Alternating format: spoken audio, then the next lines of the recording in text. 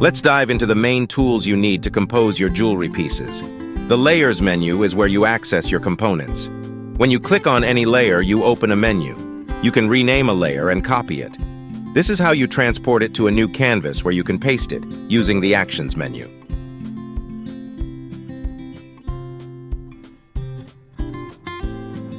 Let's continue to explore the other actions you can perform on a layer.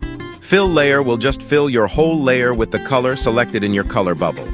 Tapping with 2 fingers on the screen can undo the last action. The clear option will delete everything. Enabling Alpha Lock will keep the colored pixels and make the background transparent. This is why my green lines wouldn't go outside my component, and when I fill the layer, it will only fill the drawing. By swiping the layer to the left, you can duplicate it or delete it. Let's copy the white gold lobster clasp and paste it in our new canvas.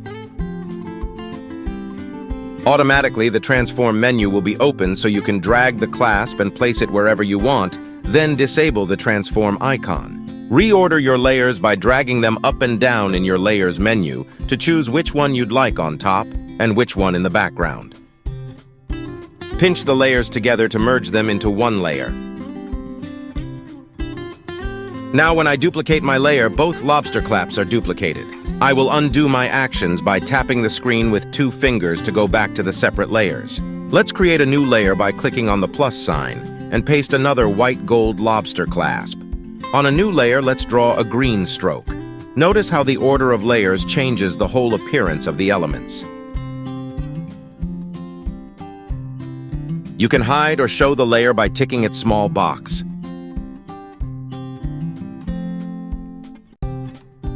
Let's explore the Transform tool. When you enable the Transform menu, you can move your component wherever you want on the screen and you can scale it. At the bottom of your screen, you have some options you could use here. You can scale and move your layer using the Freeform setting, which will alter the proportions of your drawing, or with a Uniform setting, which will respect the proportions of your drawing. You can also distort or warp your drawing. You can select the Advanced Mesh to warp it even further. You can flip your drawing horizontally and vertically, rotate it 45 degrees, fit it to the canvas, or reset the settings.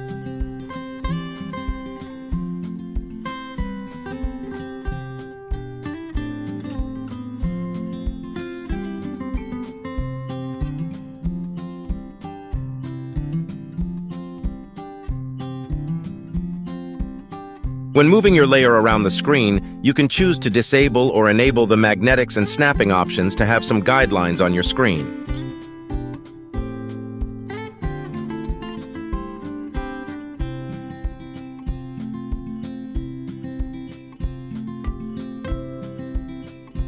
The green ball at the top of your Transform box is the Rotating tool. You can click on it and enter a value to rotate it, or drag it around and rotate your layer.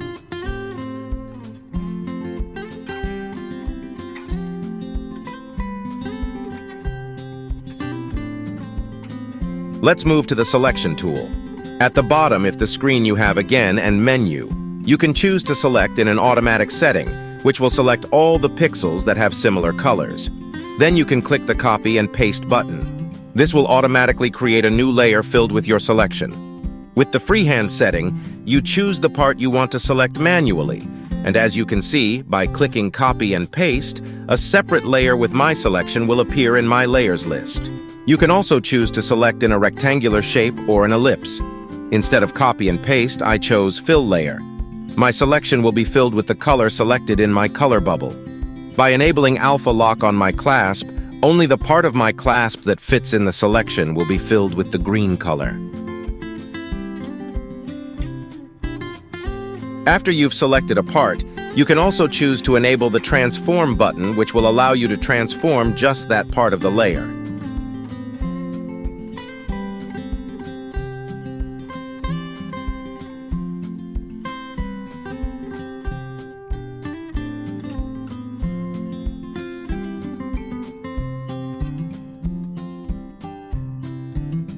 Let's use the Smudging tool here to make the new shape seamless.